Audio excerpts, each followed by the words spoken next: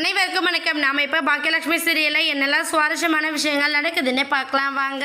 இனியா வேலைக்கு போனதுனால நிதிஷ் ரொம்பவே கோவமாக இருக்காரு. கோவப்பட்டு நம்ம சுதாகர்கிட்டயே பேச செய்கிறாங்க. டேடி நீங்கள் என்ன பண்ணிகிட்ருக்கீங்க? அவள் அந்த ஆகாஷ் பையலோட பழகிட்டு இருந்தா, அதை நான் கேட்டதில் என்ன தப்பு இருக்குது அப்படிங்கிற மாதிரி நிதிஷ் அவரோட குரலை உயர்த்தி பேச, உடனே சுதாகர் இங்கே பாரு, உன்னோட வாழ்க்கைக்கு எது நல்லது எது கெட்டதுங்கிறது எனக்கு ரொம்ப நல்லா தெரியும். எந்த விதத்துலேயும் உன்னை அஃபெக்ட் பண்ணக்கூடாதுன்றதுனால தான் இனியாவை செலக்ட் பண்ணி கல்யாணம் பண்ணி வச்சேன்.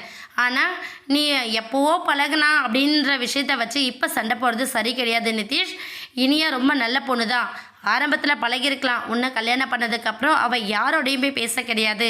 கேஷுவலாக பார்த்து பேசுகிற மாதிரி தான் பேசியிருக்கா. நீ அதை புரிஞ்சுக்கணும் அப்படின்னு சொல்லிட்டு நம்ம நிதிஷ்க்கு அட்வைஸ்லாம் பண்ணுறாங்க. நிதிஷ் இதனால் கடுப்பாய் போய் என்னடா செய்கிறது, இவளோட ரொம்ப கேஷுவலாக பேசவும் முடியல, அப்படியே இருக்கவும் முடியல அப்படிங்கிற மாதிரி ரொம்ப யோசிக்கிறாரு. ஏன்னா ஆல்ரெடி நம்ம நிதிஷ் ட்ரக் கேஸ் அப்படிங்கிறது நம்ம எல்லாருக்குமே தெரியும்.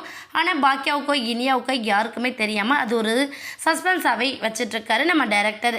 இப்போ கண்டிப்பாக இனியாவோட இந்த ப்ராப்ளத்தால் திரும்பவும் நம்ம நிதிஷ் ட்ரக் பண்ணுறதுக்கான வாய்ப்பும் ரொம்பவே அதிகமாக தான் இருக்குது. இன்னொரு பக்கம் நம்ம இனியா ரிப்போர்ட்டராக வேலையில் ஜாயின் பண்ணதுக்கப்புறம் நியூஸ் எல்லா விஷயத்தையும் கலெக்ட் பண்ணுற அந்த நேரத்தில் நம்ம நிதிஷ் பற்றின விஷயத்தையும் கேதர் பண்ணுறதுக்கான வாய்ப்பு ரொம்பவே அதிகமாக இருக்குது. சப்போஸ் அப்படி நம்ம இனியா கேதர் பண்ணிட்டாங்க, நிதிஷ் ரொம்ப மோசமான ஆள் அப்படிங்கிறத ஃபைண்ட் அவுட் பண்ணிட்டாங்க அப்படின்னா இப்போ நம்ம சுதாகரோட ஃபேமிலியே டோட்டலாக கொலாப்ஸ் ஆக போகுது. அது மட்டும் இல்லாமல் எந்த ஒரு காரணத்தை கொண்டும் நம்மளோட பிஸ்னஸ் எதுலேயுமே அடிப்படக்கூடாது அப்படிங்கிறதுல நம்ம சுதாகர் ரொம்ப கான்ஃபிடெண்ட்டாக இருக்காங்க. எவ்ரி 5 கிலோமீட்டர்ஸ் நம்மளோட பிஸ்னஸ் ரன் ஆகிட்டே இருக்கணும் அப்படிங்கிறது அவரோடது.